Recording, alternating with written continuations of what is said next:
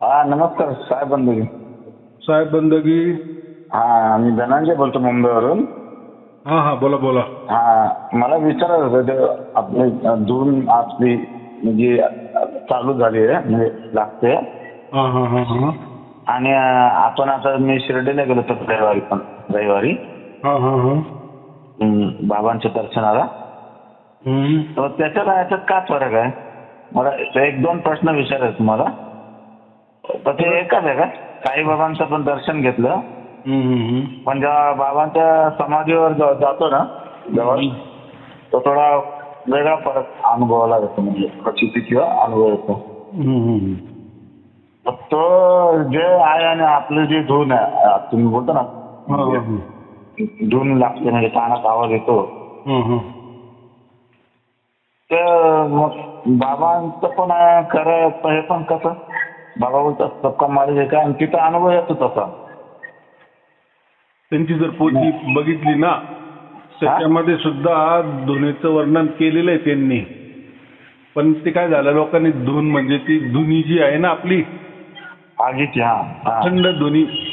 तर असं आहे आता नंतर काही वेळेस एक दुसरा धर्माचा पगडा जेव्हा बसतो ना हा हा तर हा त्यांचं मूळ ढाचा असतो ना हा हा त्यांनी तर सबका मालिक एक म्हटलेलं होतं. त्यांनी तर कोणत्या असं देवाला प्रमोट केलं नव्हतं ना एकाच देवाला किंवा नाही, हिंदू एकाच धर्मासारखं एक रिलिजन नाही कुठलं बोललं ते. रिलिजन नव्हतं ना. सोपी हा. गोष्ट आहे का दोन्ही धर्माचं त्यांनी त्याच्यामध्ये कॉम्बिनेशन ठेवलं होतं.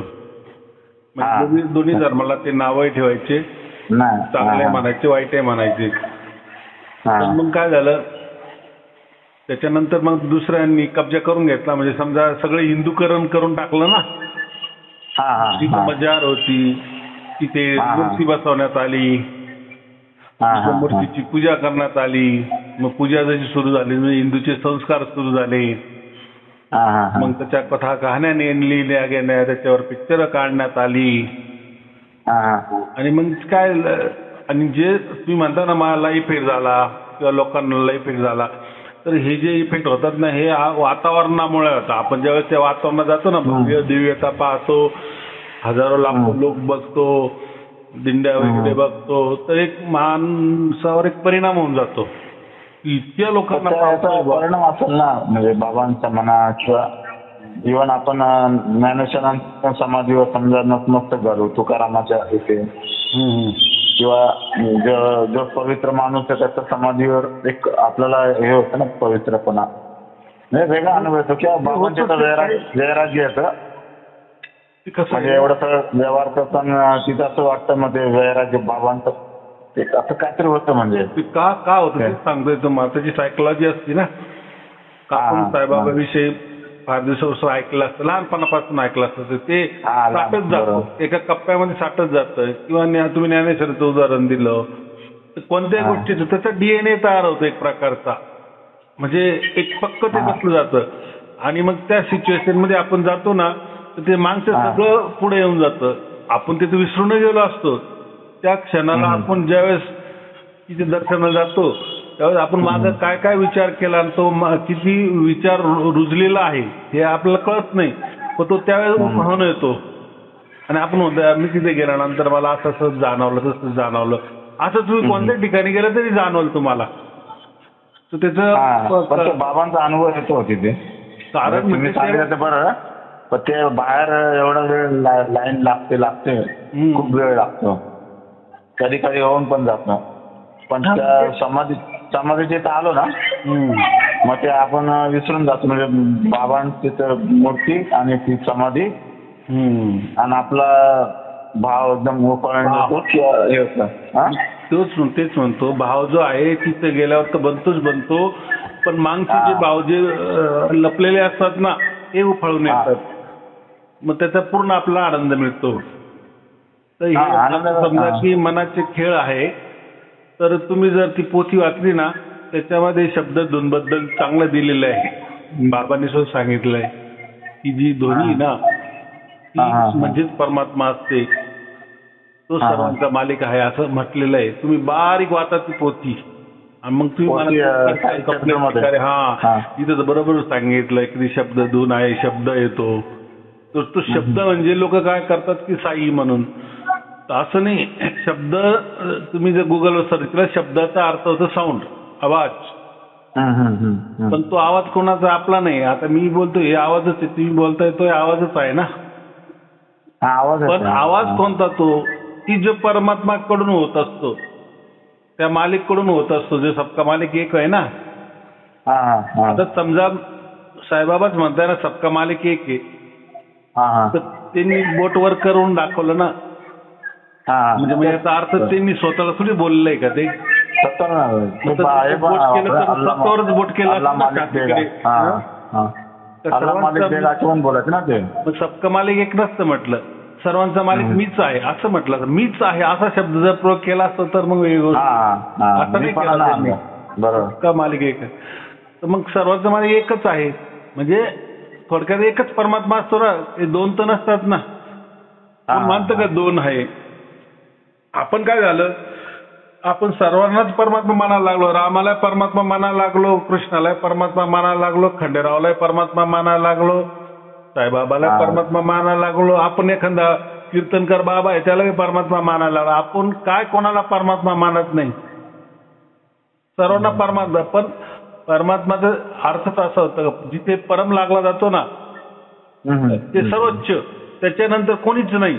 याचा अर्थ काय होतो, म्हणजे परमात्मा व्यतिरिक्त कोणीच नाही. इतका उंचीला गेलेला किंवा इतका सामर्थ्यशाली किंवा इतका सर्वव्यापी असा एकच होऊ शकतो ना. दोन तर नाही होऊ शकणार ना.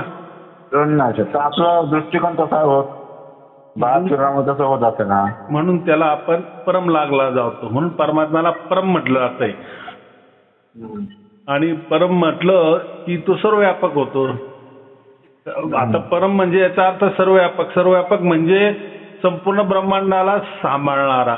म्हणजे जे ब्रह्मांड चाललेलं आहे तो एक मिनिट तर नाही होऊ शकत ना. एखादा आकारावाला एका जागी बसून नियंत्रण करणार असं तर काही होत नाही ना. संपूर्ण ब्रह्मांड चालू आहे म्हणजे तो प्रत्येक कणाकणामध्ये बसलेला आहे ना. म्हणजे त्याला त्याची सर्व व्यापकता आहे ना.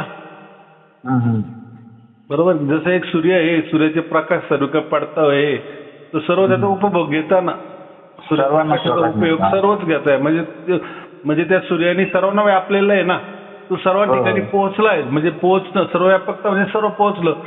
तसं परमात्मा सर्व ठिकाणी पोहोचलेला आहे, प्रत्येक कणाकणात पोहोचलेला आहे, आपल्या शरीरात बी आहे. असं समजा की एक परमात्मा म्हणजे एक सागर समजा, समुद्र समजा, बरोबर. त्याच्यात ज्या मछली राहते, मासा राहतो. उदाहरण देऊ राहिलो मी. तर माशाच्या आजूबाजूला, माशाच्या पोटात सर्व बाजूनी काय पाणीच पाणी ना. पाणीच पाणी आहे. तसं परमात्मा असतो.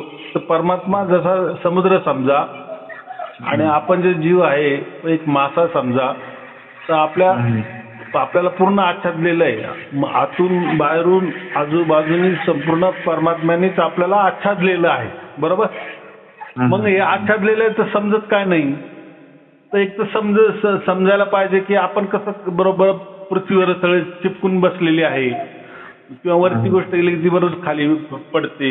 मग ती खालीच का पडते, कोणत्या तरी नियमाने जाते. किंवा विमान जे चालतं, लोक बसतात ते बरोबर मशिनरी बरोबर ते सेट केलं, एकदा विमान वर गेलं तर त्याला तर काही स्टेअरिंग तर राहत नाही ना. वर तर काही दिसत नाही ना. तुम्ही आता विमान प्रवास केलाय की नाही मला नाही माहिती, पण मी भरपूर देश फिरलेलो आहे. तर जेव्हा वर जातं विमान तर त्यावेळेस ते ऑटोमध्ये लावून देतात ना. ते माहिती ना पाहायला लावतो ना. पण ते आकाशामध्ये पूर्ण एक सगळं सारखं. मग ते जे उडतं ते गणितानेच उडतं ना. त्याला फ्रिक्वेन्सी लावून दिली असती ना. काय अक्षांशी रेखांशी जी आपण म्हणतो असं लावून दिलं असतं ते त्याप्रमाणे बरोबर चालतं. म्हणजे नियमाने चालतं. थोडक्यात मला काय म्हणायचं, नियमाने. तसं पूर्ण ब्रह्मांड जे आहे हे अनंत ब्रह्मांड आहे, याचा थार लागू शकत नाही, बरोबर. असं जसं म्हणतो ना आपण हे सौरमाला आहे, तर ही एक सौरमाला आपल्याला माहिती आहे नवग्रहाची, पूर्ण ग्रहमाला. असंख्य सौरमालाच एक गॅलेक्सी तयार होती ना. हा बरोबर. आणि असे पूर्ण ब्रह्मांडामध्ये 200 अरब गॅलेक्सी आहे. मग विचार करा बरं, काही छोट्या काही मोठ्या किती गॅलेक्सी आहे. तर आपण तर आपल्या नवग्रहापर्यंत पोहोचू शकत नाही. तेव्हा आपण आपली जी मिल्की वे गॅलेक्सी आहे त्याच्यात जाऊ शकतो का? म्हणजे आपल्याला आपले लिमिट आहे. आपल्याला वयाचं लिमिट आहे. बरोबर. सगळं प्रकारचं लिमिट आहे. तर आपण आपल्या गॅलेक्सीच्या पण बाहेर मग परमात्मा आहे का? पूर्ण ब्रह्मांड नायक म्हणतो आपण त्याला ना. ब्रह्मांड चालक म्हणतो ना. तर मग हे अनंत कोटी ब्रह्मांड 200 कोटी, मी काय म्हटलं 200 कोटी इतक्या गॅलेक्स्या तो सांभाळतो ना. म्हणजेच मला काय म्हणजे सगळे नियमाने चालू आहे ना. नियमाने चालू आहे, पण ते आपल्याला विज्ञानाने असं वाटतं आपलीच फक्त आहे गॅलेक्सी. त्याचा शोध लागला ना अजून अनंत म्हणजे नाही शोध लागले ना. शोध लागता म्हणजे कसे, जे प्रकाश येतो ना, हा प्रकाश किती जुना आहे, कुठून निघालेला असेल, याला पोहोचायला आता किती वर्ष लागले, मग प्रकाशाचा स्पीड काय आहे, त्याच्याने ते समजलं जातं ना अजून किती मोठं आहे किती मोठं आहे. जे दुर्बिणीने झालं, दुर्बिणीची क्षमता राहणार आहे ना. आपण एवढं दुर्बीण नाही करू शकत ना. पण असे शोध लागलेले आहे की मग हे कसं ओळखतात की बा इतकं मोठं आहे ब्रह्मांड, इतके गॅलेक्सी आहे. हे जे विज्ञान सांगतं तर ते जो प्रकाश येत राहतो ना, प्रकाश चालूच असतो ना. हजारो लाखो ग्रहातून प्रकाश येऊ राहिला, आपल्यापर्यंत पोहोचला. जसा आपला प्रकाश दुसरीकडे जाऊ राहिला तसा दुसरा बी येतोय ना. तर त्याच्यावरून ते समजलं जातं की जशी हड्डी राहते जमिनीमध्ये, ती हड्डी जर गाडी तर ती किती वर्षाची आहे, किती हजार वर्षापूर्वीची आहे वगैरे. जसं विज्ञान आहे तसं त्याच्यामध्ये ते विज्ञान आहे, अंतराळ विज्ञान. त्याला ऍस्ट्रॉनॉमी म्हणतो. बरोबर. तर ते ऍस्ट्रॉनॉमी मध्ये हे सर्व काय आहे. आणि आजकाल तर गुगल सर्च केल्यानंतर तुम्हाला सगळं काही पाहायला मिळतं. म्हणजे मी जे काय बोलतोय ते तुम्हाला सगळं काय पाहायला भेटेल. मग जे आहे तेच मी बोलतोय ना. मी तर काय माझ्या मनात नाही बोलत ना. तर मला एवढंच म्हणायचं की जर ब्रह्मांड तो सांभाळतो आहे, काही कोणामध्ये एकामेकामध्ये टकराव नाही आहे का? काही टकराव काही दिसड नाही. आपल्या तरी गाड्या चालतात तर कधी ते ऍक्सिडेंट करून टाकतात. ऍक्सिडेंट होतो त्याच्यावर होतो का? एवढं अनंत ब्रह्मांड 200 अरब चालू आहे, गॅलेक्स्या चालू आहे, तर पुढे गडबड होती का? मग आपल्यापर्यंत इफेक्ट येतो का त्याचा? नाही येत ना. म्हणजे सुरळीत चालू आहे. मग हा जे नियमाने चालू आहे म्हणजे कोणीतरी नियम बनवलेला आहे की नाही? त्यांनी सृष्टीने तो बनवला असं आपण निसर्ग किंवा देव बोलतो. तर त्यालाच आपण परमात्मा म्हणतो. म्हणजे परमात्माची शक्ती इतकी मोठी आहे, तशी आपली शक्ती आहे का मोठी? आपण काय करू शकतो? आपण आपलं कुटुंब चालू शकतो. त्यातली त्यात आपण काही बनवू शकत नाही. आपण आधारित आहे. आपण जो आत्मा आहे तो विसंबून आहे ना, सृष्टीवर विसंबून आहे ना. त्या परमात्म्याने ती सृष्टीच निर्माण केलेली आहे. दोघांमध्ये फरक आहे की नाही? आत्मा आणि परमात्मा दोघेही चेतनच आहे. दोघेही चेतनच आहे. पण त्याची चेतना जी आहे ती सर्वव्यापक चेतना आहे आणि आपली मात्र सर्वव्यापक चेतना नाही. आपली एकदेशीय आहे. एकदेशी म्हणजे सीमित आहे. बरोबर. आपल्या पुढचा आपण विचार करतो तो मर्यादित आपली. जसं आता इंटरनेट आहे किंवा आपण फोन लावला, अमेरिकेला फोन लावला तर सेकंदात लागतो ना. 0 सेकंदामध्ये बोलणं होतं. काही त्याच्यामध्ये 0 सेकंदाचा तरी फरक पडतो का? म्हणजे ती फ्रिक्वेन्सी तेवढी व्यापलेली आहे. तशी परमात्म्याची फ्रिक्वेन्सी समजा की पूर्ण व्यापलेली आहे आणि ती सर्व काम करते, व्यवस्थित काम करते, म्हणून आपण म्हणतो तो परमात्मा आहे. तसं आपली काही फ्रिक्वेन्सी आहे का? आपण तर एक दगड बी बनवू नाही शकत ना. आपण बनवू नाही शकत. पण परमात्म्याने सर्व बनवलेलं आहे आणि म्हणून तो व्यवस्थित बसलेला आहे आणि व्यवस्थित सर्व काही चालू आहे, आरामशीर बसलेला आहे. मग आपण तसं काही बनवलंच नाही ना. आपण अवलंबून जसं आपण आहे सगळं बघतोय वगैरे, ऐकतोय किंवा कसं आहे. पण आता आपल्यामध्ये सजीवपणा आहे ना आपल्यामध्ये पण. तो आहे ना आपल्या भरभरूनच आहे. म्हणजे आपल्या हृदयामध्ये समजा आत्मा तो आपला आहेच, पण आपल्याला सर्व बाजूने व्यापलेला परमात्मा पण आहे, पण माहित नाही ना तो कार्य कसं करतो. तर मग हा जे 4 शब्द आहे ना, तर त्या आपल्या आत्म्यालाच की आपल्या अवतीभोवती जे आपण त्याच्यामध्ये वेढलेलो आहे, किंवा माशाला असं समजतं की हे जे पाणी आहे, या पाणी आपल्या आतमध्ये पण आहे, बाहेर आहे, पाणीच पाणी आहे. हे जेव्हा त्याला कळतं, म्हणजे पाण्याची त्याला समज येते की अरे हे पाणीच आपलं जीवन आहे बरं का, आणि पाणी आणि आपण हे वेगळं आहोत, बरोबर. पण पाण्याशिवाय आपण जगू शकत नाही. मासा तो काही पाणी नसतो ना, माशाचं जीवन मात्र त्या पाण्यामध्ये चालतं ना. त्याच्यात हजारो लाखो पिढ्या त्याच्यातच जगल्या, त्याच्यातच मेल्या. पण त्याला पाणी कळतं का? नाही कळतो, अज्ञानी आहे. पण त्याला जर ज्ञान आलं तर आपण जे माझ्या अवतीभोवती आहे, माझ्या आतमध्ये बी आहे, माझा श्वास बी पाणीच आहे, श्वास सोडतो ते बी पाणीच आहे, अवतीभोवती पाणी आहे ना, आतमध्ये पाणी आहे. तसं परमात्मा आपल्या अवतीभोवती बी, आतमध्ये आपला श्वास बी परमात्मा सर्व काही आहे. पण माहिती नाही ना, कळत नाही ना, समजत नाही ना. ज्यावेळेस हा शब्द प्राप्त होतो ना, ते आपल्या आत्म्यालाच जाणवतं ना. यापूर्वी काय परमात्मा नव्हता का? हा तुमच्या आजूबाजू, तुमच्या आत्म्याच्या आजूबाजूला हाय, होतच ना. होता. पण तो जाणवला नाही. मग ज्यावेळेस आपलं भाग्य बनतं त्यावेळेस आपण जाणवतो. मग आपण म्हणतो अरे मला 4 शब्द प्राप्त झाला, बरोबर की नाही. मग तुमचं ते रिलेशन जमून जातं, म्हणजे आत्म्याचं आणि त्या परमात्म्याची लिंक लागली जाते. पण आत्मा काही परमात्मा होत नाही, परमात्मा काही आत्मा होत नाही. ते ज्ञान येतं, त्याला काय होतं, ज्ञान येतं. त्या ज्ञानाची त्याला अनुभूती होती बरं का. अनुभूतीने तो जाणतो, अरे हा, म्हणजे त्याला ज्ञान येतं, अरे हा मी आता परमात्म्याशी कनेक्ट झालो आहे. त्यालाच आपण काय म्हणतो, जिवंतपणे मुक्ती. मला जिवंतपणे मुक्ती मिळाली आणि मेल्यावर तर मला निश्चितच आता मोक्ष मिळणार आहे, कारण मी आता जाणलोय, माझं तेवढं ज्ञान आता झालेलं आहे. म्हणजे ते मला त्याच्यावर विश्वास बसला. विश्वास नाही, मी त्याचा अनुभव घेतोय, प्रत्यक्ष घेतोय, प्रॅक्टिकली घेतोय. मी त्याच्यामध्येच आहे, मला तर सर्व समजलं. त्याला आपण म्हणतो ज्ञान आलं, बरोबर. आणि मग एकदा तुम्ही परमात्म्याशी कनेक्ट झाला 7 शब्दाच्या याच्याने, तर कळणे म्हणजे तुम्हाला ते ज्ञान आलं की मग परमात्मा काय हे ऑटोमॅटिक समजायला लागत. मग परमात्म्याची किती सत्ता मोठी आहे हेही समजायला लागत. म्हणजे ते ज्ञान मग तुम्हाला परमात्मा द्यायला लागतो ना. ज्यावेळेस आपल्याला आपलं काय म्हणतात, आपल्याला सोडून गेलेला बाप, म्हणजे समजा एखाद्या ठिकाणी बाप आणि मुलगा बिछडून जातो, अशी स्टोरी समजा ताटातूट होऊन जाते. त्याला काही कळत नाही का हा बाप आहे काय, लहानपणीच झाली घटना.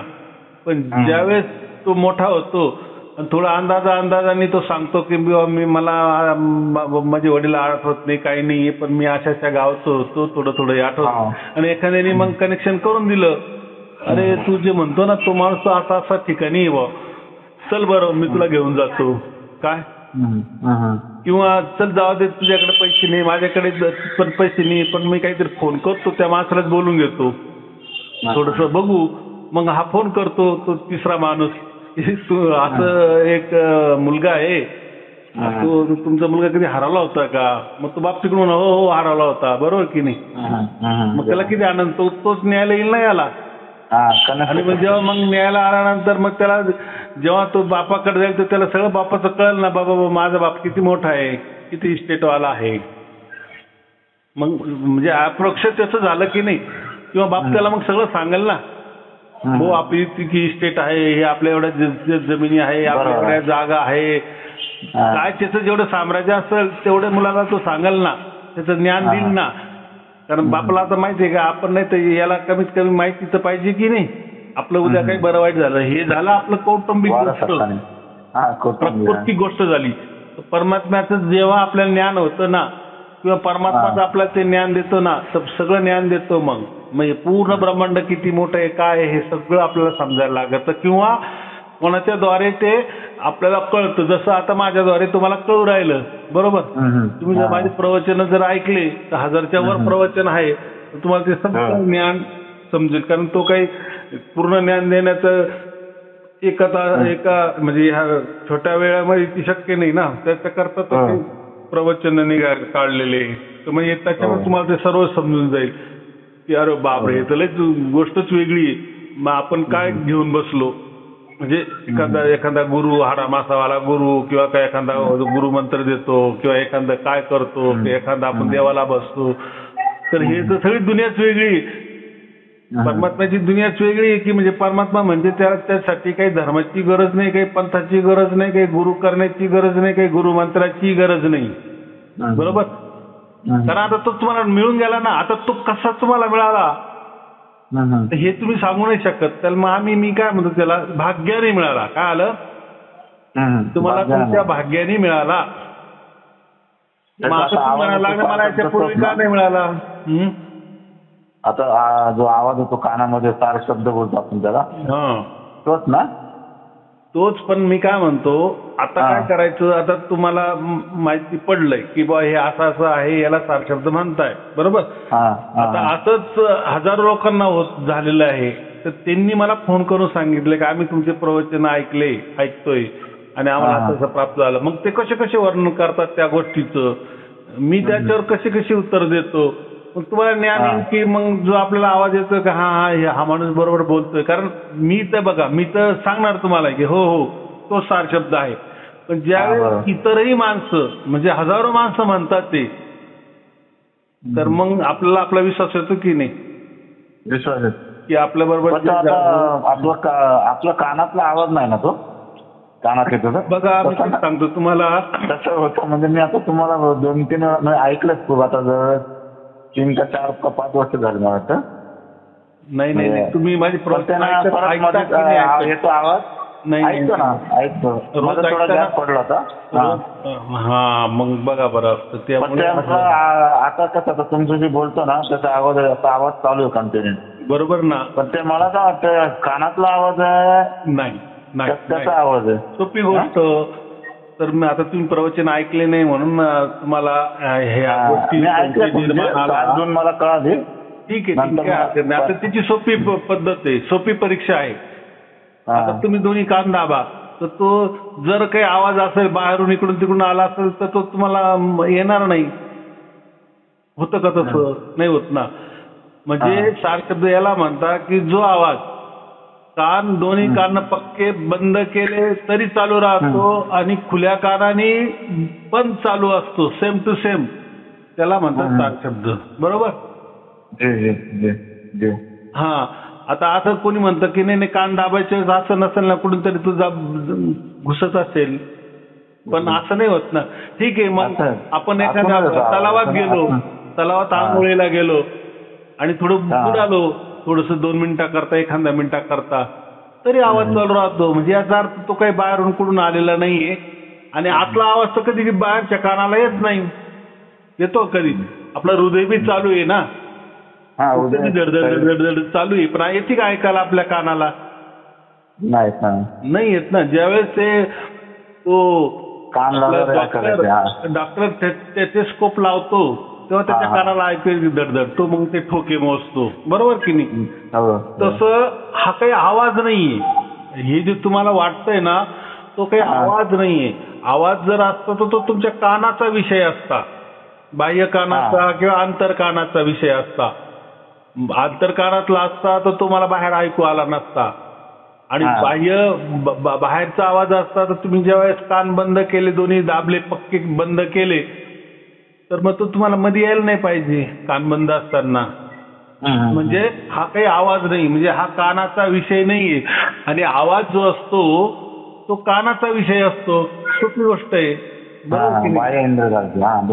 इंद्रिय, आंतर इंद्रिय, बाहेर इंद्रिय किंवा ज्ञान इंद्रिय समजा, कर्म इंद्रिय, म्हणजे हा जो आवाज येतो याच्याशी कोणतेही इंद्रिय काम करत नाही किंवा त्याला कंट्रोल करत नाही.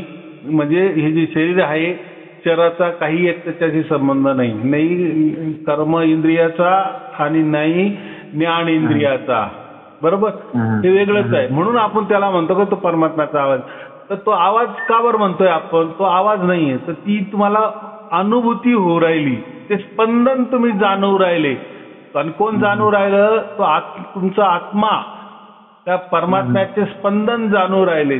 त्यांनी तुमच्या आत्म्याने ती फ्रिक्वेन्सी पकडली आहे आणि ती पकडली आहे म्हणून तुम्हाला ती जी वेव्ह आहे, ती फ्रिक्वेन्सी आहे, तो जो सूक्ष्म साऊंड म्हणा आपण त्याला, आता काहीतरी प्रकृतीनेच बोलावं लागेल ना मला, शब्द मला समजण्याकरता. बरोबर. पण तो जो परमात्म्याचा स्पर्श आपला आत्मा जाणून राहिला, परमात्मा तर पूर्वीपासून होता, त्याचा स्पर्श बी होता, पण तुम्हाला तो जाणवत नव्हता ना. का जाणवत नव्हता? तर आपण अहंकारी होतो ना. तर मी आणि मीच आहे, मीच आत्मा आहे किंवा मीच परमात्मा आहे किंवा माझ्याशिवाय दुसरा कोणीच नाहीये, मी असा मी तसा, हा झाला अहंकार. तर मग परमात्म्याला सळतो, परमात्मा तर सर्वज्ञानी आहे ना, की अजून आपल्या मुलाला इतकी अक्कल आलेली नाही. तो अजून स्वतःला सर्व काही समजतो आहे. बरोबर. म्हणजे स्वतःला इतकं समजतो की मीच हे ब्रह्मांड निर्माण केलं, असं बी कदाचित तो समजत असेल ना आपला आत्मा. अरे हे काही नाही, हे असंच आहे, ऑटोमॅटिक होतं ना आपलं. मी बाहेर येतो ना मध्ये मध्ये, अहंकार म्हणजे तुम्ही बोलता ना तसा, तो षड्रिपू आपल्या बाहेर येतात ना, म्हणजे मीपणा. आपण दुसऱ्याला आता वाटतं आपण मोठं आहे. कारण कसं आहे, आपल्याला असं माहितीच नाही ना की परमात्मा नावाची कोणी गोष्ट असती.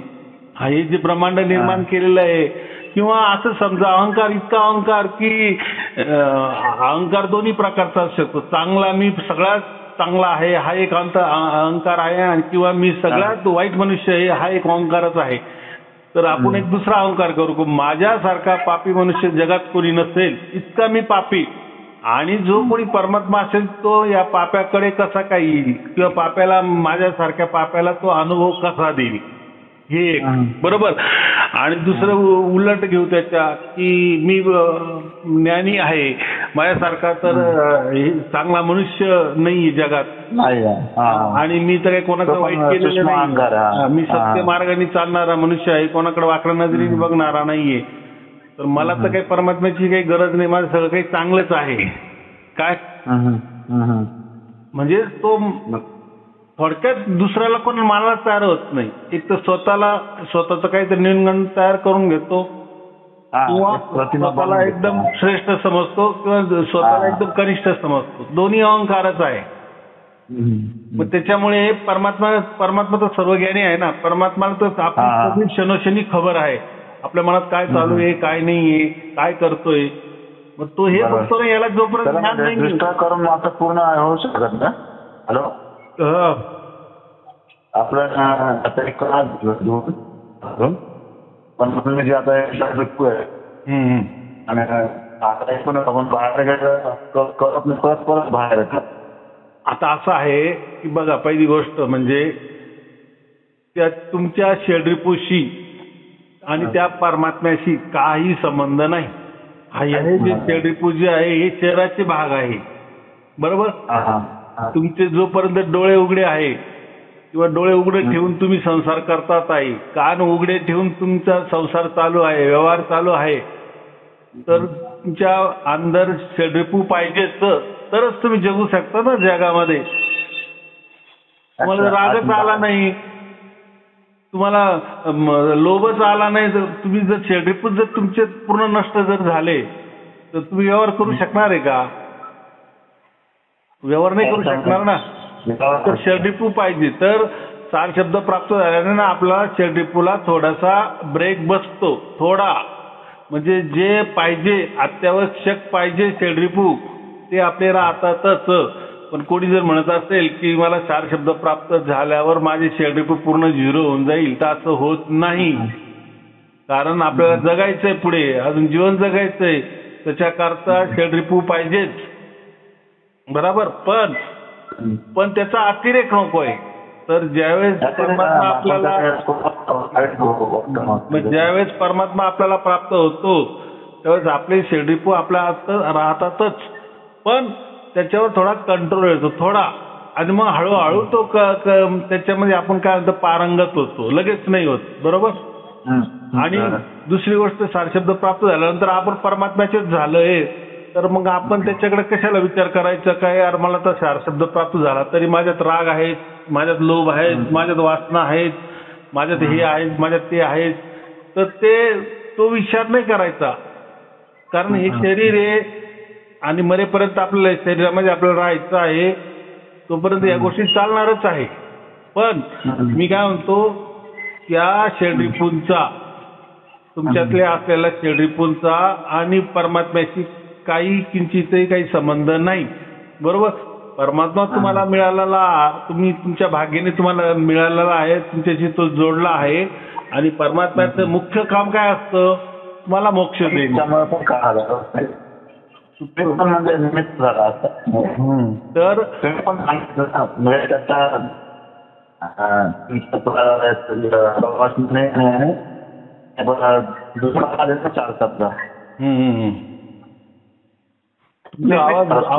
नाही राहिला. बरोबर.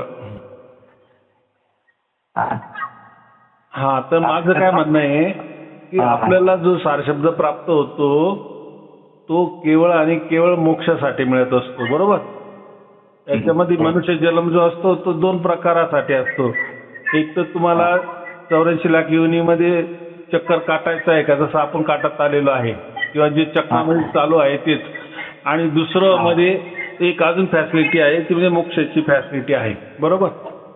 तो सारशब्द हा खास मोक्षासाठी असतो. मोक्ष म्हणजे ह्या बंधनातून मुक्त, ह्या शरीरातून मुक्त, ह्या जो काही ब्रह्मांडामध्ये जे काही आहे त्यापासून सर्व प्रकारे मुक्त.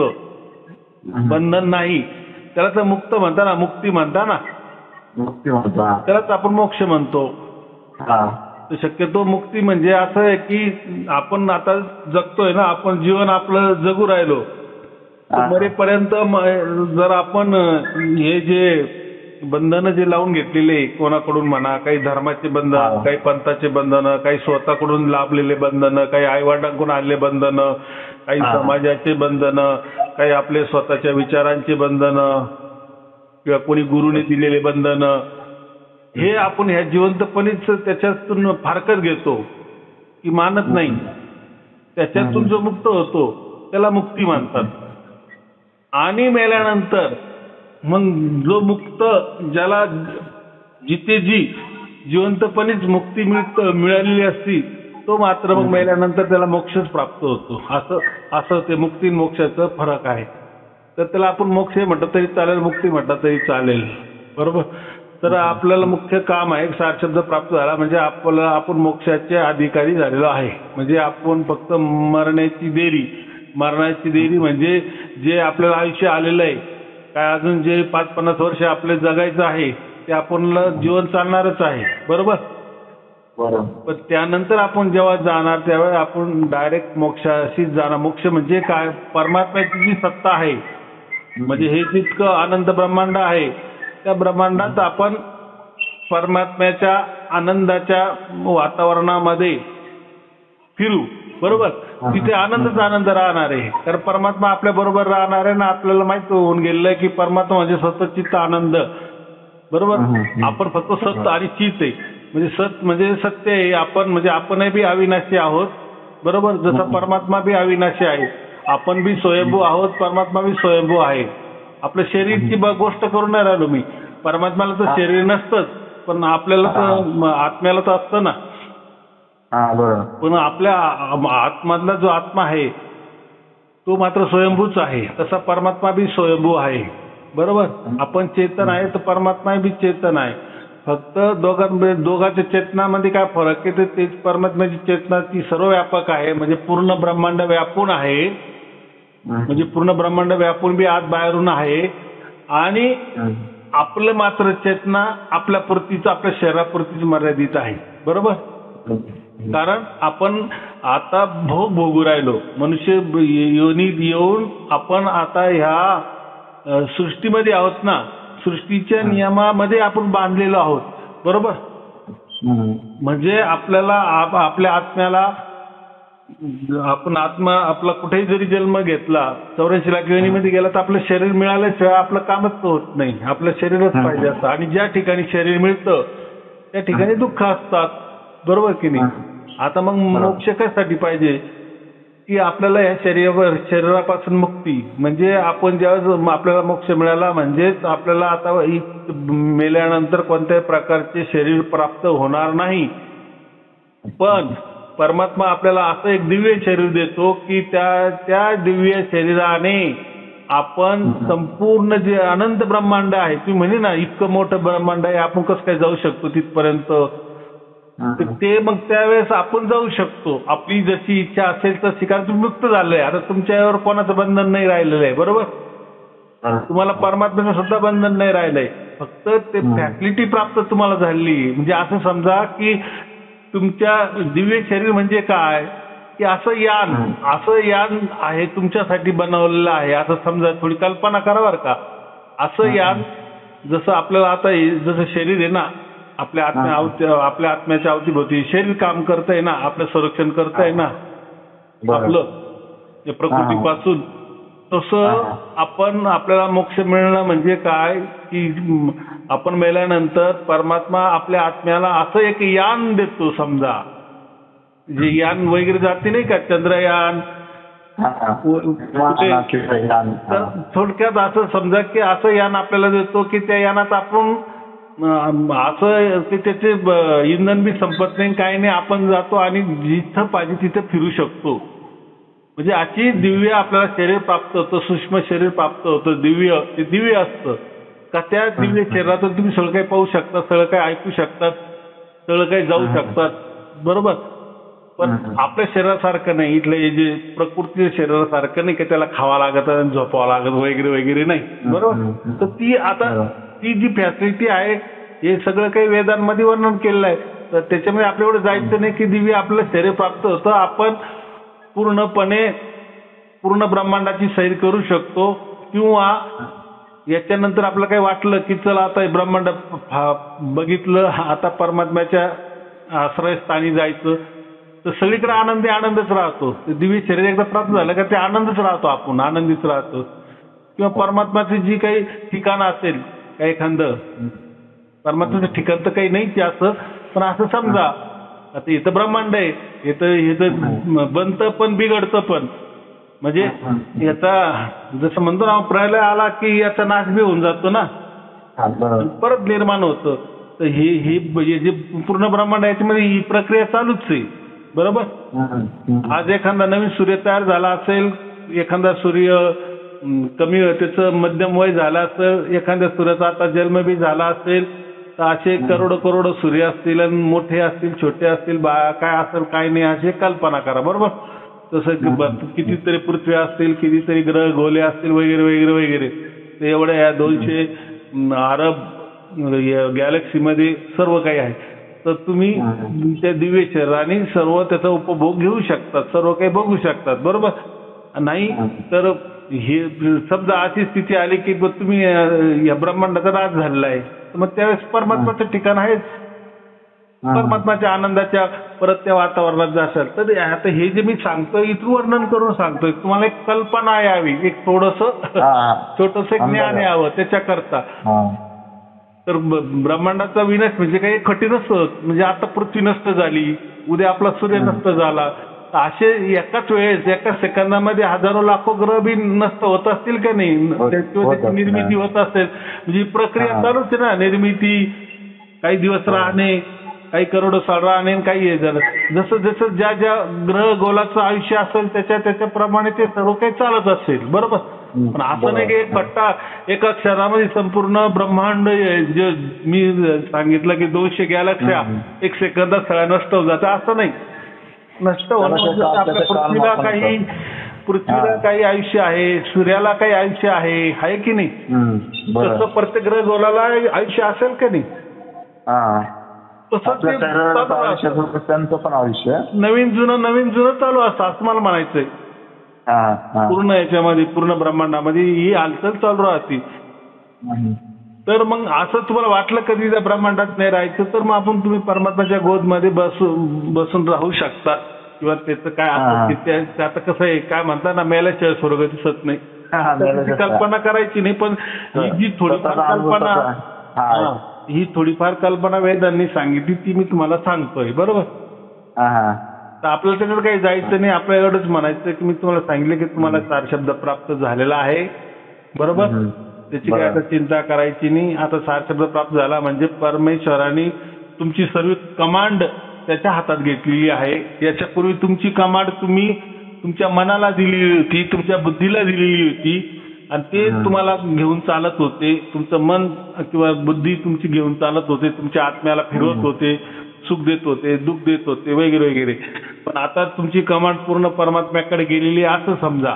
बरोबर? किंवा हळूहळू समजेल तुम्हाला की अरे हे सगळं बरोबर, परमात्मा सगळं काही चालवतं बरं का. म्हणजे तुमचा जसा विश्वास होत जाईल किंवा विश्वास म्हटल्यापेक्षा तुम्हाला जसं ज्ञान होत जाईल तसं तुम्हाला समजत जाईल. एकदम तर असं होणार नाही की लगेच मला दात प्राप्त झाला, आता सगळं परमात्मा चालू राहिला, सगळं माझं काही चांगलं झालं असं नाही बरं का. हा ज्ञानाचा विषय आहे. कारण तुम्ही आता शुभ अशुभच्या पलीकडे गेले आहेत, चांगलं वाईटाच्या पलीकडे गेले आहेत, पाप पुण्याच्या पलीकडे गेलेले आहेत. बरोबर? हे पाप पुण्य चांगलं वाईट हे इथल्या काय म्हणतात प्रकृतीच्या गोष्टी आहे. बरोबर? हा, परमात्म्याजवळ ह्या गोष्टी नाहीये. तर तो करेल. आता काय करायचं तो करेल. तो काय जे निर्णय घेईल तो फक्त त्याच्या निर्णयात आपल्याला आपला निर्णय समजायचा. बरोबर? तेरी इच्छा, तेरी मर्जी, परमात्मा तुझी मर्जी. कुठपर्यंत हे जोपर्यंत आपलं जीवन आहे काय 5-50 वर्ष आपलं, तोपर्यंत तर आपल्याला थोडंसं चालावं लागेल का नाही. म्हणजे काही आपल्या मनाने, काही आपल्या काही बुद्धीने, काही आपल्या आत्म्याच्या पद्धतीने की आणि काही परमात्म्याच्या पद्धतीने असं सरळ मिसळ ते बरोबर चालवतोय परमात्मा, चालवत असतो. ते आपल्याला नाही एवढं समजत. म्हणजे असं काही एकदम सार शब्द आहे, सार शब्द आणि आत्मा एकच का म्हणजे दोन आहे. म्हणजे जसं आता आतमध्ये आत्मा पण आहे आणि सार शब्द पण येतो ऐकायला. मग सार शब्द म्हणजे परमात्मा, सार शब्द म्हणजे परमात्मा. बरोबर? आणि आपण आत्मा आहेत. मग तो सार शब्द कोण ऐकतो किंवा त्याची अनुभूती कोण करतो, त्या स्पंदनाची अनुभूती, त्या स्पर्शाची अनुभूती कोण करतो, तर आपला आत्मा करतो ना. ती सोपी गोष्ट आहे. तर परमात्मा तर मग सगळ्या कानाकानामध्ये ना.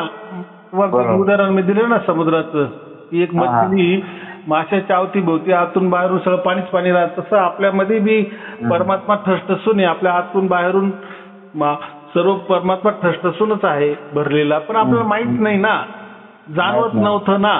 पण आता शब्दाच्या दुसऱ्याला आपण दाखवण्यासाठी जाणं पण चुकीचं आहे. काय दाखवणार, ती थोडी दाखवायची गोष्ट असते. तर तो तुमचा आनंद तुमच्याकडे किंवा ती जी अनुभूती तुम्हाला होऊ राहिलं, ते जे काही स्पंदन तुम्ही अनुभव करू राहिले, जे काही परमात्म्याचं स्पर्श तुम्ही अनुभव करू राहिले, ती अनुभूती त्याला म्हणावं लागेल ना. ते तुम्ही कसं दुसऱ्याला शेअर करू शकत नाही. हा, तुम्ही सांगू शकतात की अशा अशा प्रवचनाने मला परमात्मा कळाला, मला आत्मा काय हे कळाला, मला सृष्टी काय हे कळालं, हे सांगू शकता ना. होऊ शकतं. त्याचं जर नशीब असेल त्याला प्राप्त होईल. तर तुम्ही त्याचं कल्याणच करू राहिले की वाईट करू राहिले. आपण पूर्ण दुसऱ्याकडे आपण दाखवलं जातो ना. आपल्याला पूर्ण आपला पूर्ण विश्वास झाला म्हणजे आपल्याला पूर्ण ज्ञान झालं की आपण दुसऱ्याला सांगू शकतो. त्यात काही नाही. ते खरं सत्य आहे. सत्य तुम्ही काय लपवणार आहे. आणि ज्याच्याकडे सत्य नसतं तो सांगतो कोणाला सांगू नका, गुपचूप ठेवा. बरोबर की नाही. हा प्रकार काही तसा नाहीये. तर फक्त एकच आहे, सार शब्द मिळाला म्हणजे याचा अर्थ तुम्ही आता जे काही जगातील दुनियातील जेवढे काही धर्म पंथ गुरुगाद्या म्हणा किंवा आध्यात्मिक संस्था असतील, आध्यात्मिक विचार असतील किंवा कोणते प्रकृतीचे विचार असतील, कल्पना असतील, काही अनुभव असतील, याच्या पलीकडे गेलेला आहे. बस हे एक महत्वाचं. म्हणजे तुमच्या आता तुम्ही विशाल बुद्धी तुमची झाली. तुम्ही त्याला म्हणता खऱ्या अर्थाने तुम्ही विवेकी झाला. विवेक तुमचा जागृत झाला किंवा जागृत व्हायची प्रक्रिया सुरू झाली असं समजा. हळूहळू ते काय लगेच नाही होत, पण समजून घ्यायचं असं. कारण इतकं विशाल बुद्धी कोणी करू शकणार आहे का. आता मी हे तुम्हाला सांगितलं की इतक्या ग्रहमाला असतात आणि एवढ्या सगळ्या असंख्य अनंत ग्रहमाला मिळून एक गॅलेक्सी तयार होती. अशा 200 अरब गॅलेक्सी आहे. इतका मोठा हा पसारा परमात्म्याचा असतो, तो चालवतो. त्याच्यामध्ये किती अनंत पृथ्वी असतील, अनंत सूर्य असतील किंवा इथं आपण याला पृथ्वी म्हणतो, तिथे वेगळे काही असं वेगळे जीवन असतील, वेगळं सौंदर्य असेल, वेगळं काय असतील, चांगलं असेल, वाईट असेल, काय असं असेल ते. बरोबर. पण आपण त्यामध्ये जाऊ शकतो इतकी आपल्यात पात्रता निर्माण झाली आहे या सार शब्दामुळे, किंवा आपण अधिकारी पुरुष झालो आहोत. नाही तर मग आपल्याला काय माहिती, सार शब्द नसतात आपल्याला काय माहिती. आपल्याला माहिती का आता आपण जन्माला आलं ना आपण मरणार आहे, परत कोणता तरी आपल्याला जन्म मिळणार आहे. मनुष्याचा मिळो, पशु पक्ष्याचा काय, जीव जंतूचा काय मिळो, हे चालू राहील. म्हणजे चक्र, म्हणजे आपण यापूर्वी हजारो वेळेस मनुष्य झालेलं आहे आणि हजारो वेळेस 84 लाख योनीमध्ये भ्रमंती हे चक्र चालूच राहणार आहे. फक्त एवढंच झालं की ह्या जीवनामध्ये मनुष्य जीवनामध्ये आपल्याला तो मार्ग अखेर सापडला. ह्या सृष्टी चक्रापासून आता आपल्याला जायचं, बरोबर. आता आपण पूर्ण ब्रह्मांड आपण आता जाणून राहिलो, किंवा आपली एवढी विशाल बुद्धिमत्ता झाली. ज्याची बुद्धी तेवढी नाही तर त्याला काय कळणार आहे, इतकं गॅलेक्सी असं आहे, नामुक असं आहे, किंवा ब्रह्मांड एवढं मोठं आहे, तुम्ही मला काय करायचं. तर म्हणजे याचा अर्थ काय, त्याची बुद्धी नाही ना. त्याची बुद्धी एखाद्या देवी देवतामध्येच आहे, एखाद्या गुरुमध्येच आहे, एखाद्या मंत्रामध्येच आहे, एखाद्या धर्मामध्येच आहे, एखाद्या काही स्वतःवर बंधनं बघ, असं वागणं चांगलं आहे, असं करणं चांगलं आहे, असं राहणं चांगलं आहे, असं बोलणं चांगलं आहे, असा पेहराव करणं चांगलं आहे. हा तो त्या म्हणजे प्रकृतीच्याच गोष्टीमध्येच तो जर त्याला चांगलं वाटतंय तर बाकी काय त्याला बोलणार, त्याची काय बुद्धी विशाल होणार आहे. तर बुद्धी विशाल होणं किंवा विवेकी बनणं हे सर्वस्वी आपल्या भाग्यावर अवलंबून असतं, बरोबर. जसं तुमचं भाग्य आता उजाळलं आणि तुम्हाला झालं, आता तुम्ही जसे माझे अजून प्रवचन आता इथून मागचे ऐकत जाणार, तसं तुम्हाला अजून त्याचं ज्ञान येणार आणि तुमची प्रगती होणार. म्हणजे तुमचं परमात्मा तर सर्वांचाच परमात्मा आहे, तो आपल्या सर्वांचा बाप आहे. जर तुम्हाला बुद्धी दिली तशी तो तुमची बुद्धी सिद्ध करत चालेल, त्याप्रमाणे चालायचं त्याच्या मार्गदर्शनाखाली. इतकं सोपं आहे, बरोबर. ठीक आहे. आपल्याला आपल्या परिवाराला शुभाशीर्वाद, मंगलाशीर्वाद. सत साहेबजी, सत साहेबजी, सत साहेबजी.